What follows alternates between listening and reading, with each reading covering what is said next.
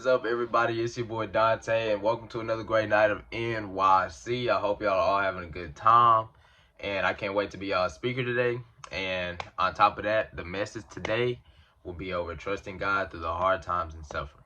I know that it's not always gonna be we're not perfect, we're human, right? And so we'll make mistakes, and sometimes we'll even blame him for stuff that goes on. And I just want to let y'all know that he does forgive you.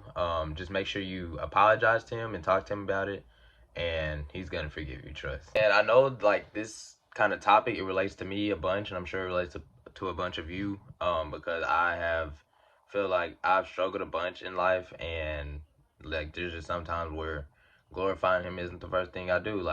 Sometimes I want to get angry or blame other people or even blame him sometimes, and that's okay. But I need to make sure that I ask for forgiveness, and that he is never wrong. So just to trust him in whatever I'm going through, and just to keep praising him.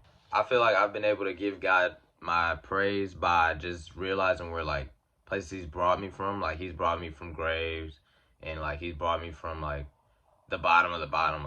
I've done some terrible stuff, got myself in bad situations, but he's always gonna be there. And he always has favor over me.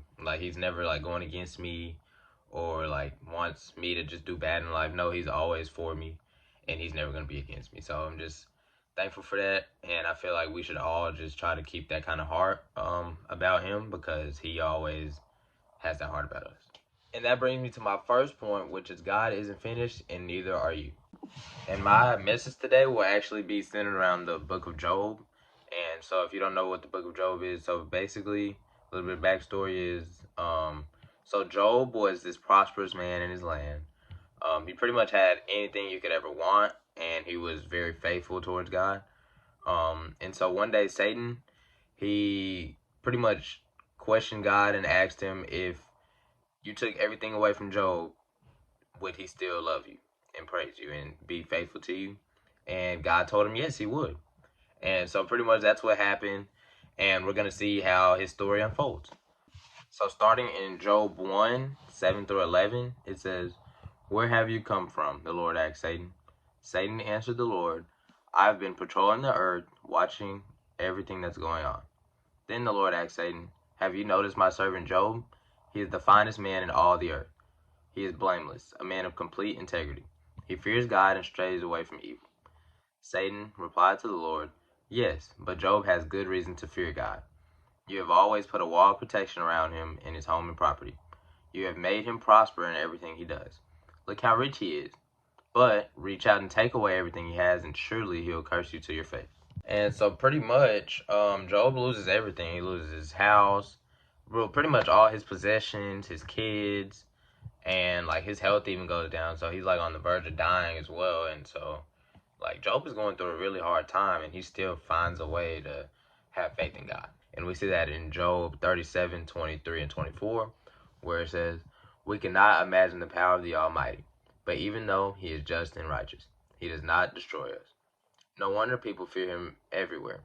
All who are wise show him reverence." And so I think that's one of the best examples in the Bible of praising God while you're suffering. Because I literally could not imagine me dying, and on top of that, I'm losing my children, losing my houses, losing everything I own, and at the same time praising God. I think I'd be very mad at the world, and I probably wouldn't be able to glorify God through them.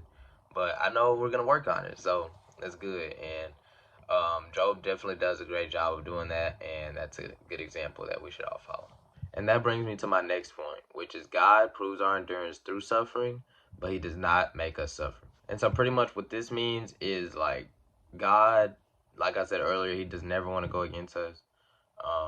But through the times that we're suffering or going through a situation we may not want to be in, he wants us to fall back on him and make sure that we know that he's the Lord and he has the power over any situation, and that he can take us in or out of a situation at the snap of a finger.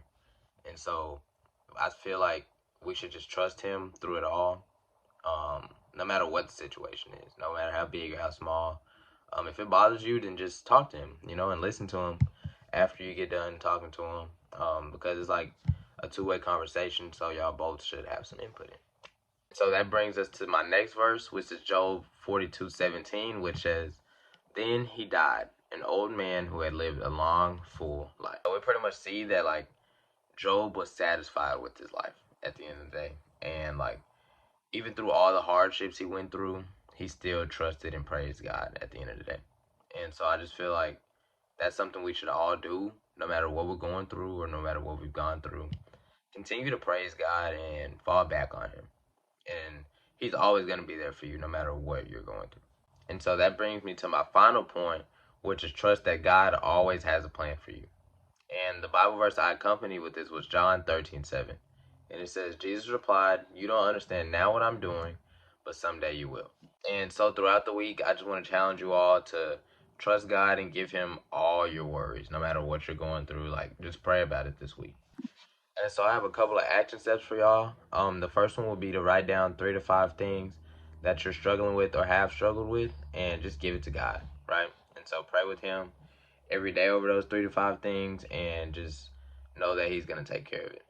And my second step would be to read the book of Job and John 13:7, and just to keep having faith in God and keep trusting in Him no matter what you're going through. I hope y'all enjoyed the message. It was been an honor to speak to you all. And now time for some groups.